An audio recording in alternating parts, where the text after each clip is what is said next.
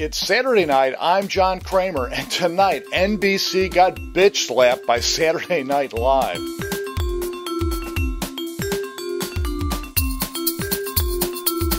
Now, in a week in which every news cycle has been eaten alive by the tragedy currently playing out in Haiti, I wasn't surprised that SNL decided to play it safe and open their show with the only other news story not being buried by Haiti's rubble, namely the earthquake which has broken out on their own network between Jay Leno and Conan O'Brien.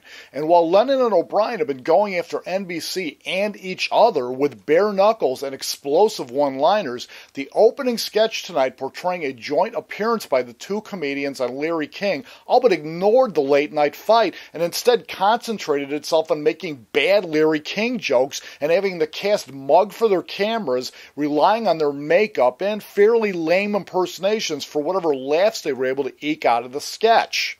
You know, it was hardly even worth doing.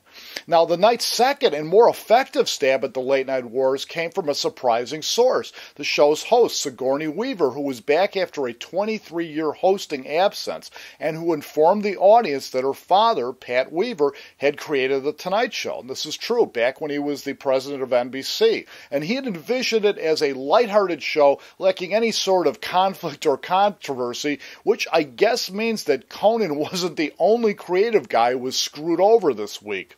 You know, but my highest marks for the night would have to be split between two bits on the show tonight. First, the digital short they did, which revisited the Laser Cats franchise with James Cameron making an appearance. And if you missed it, you got to check it out at NBC.com. And then secondly, the weekend update rant by Seth Meyers, which put the night's opening sketch to shame. He chose to compare the Tonight Show debacle to A Marriage Gone Bad, which was sheer comedic genius. And the only thing that would have made it better would have been if they'd done it as a sketch and opened the show with it.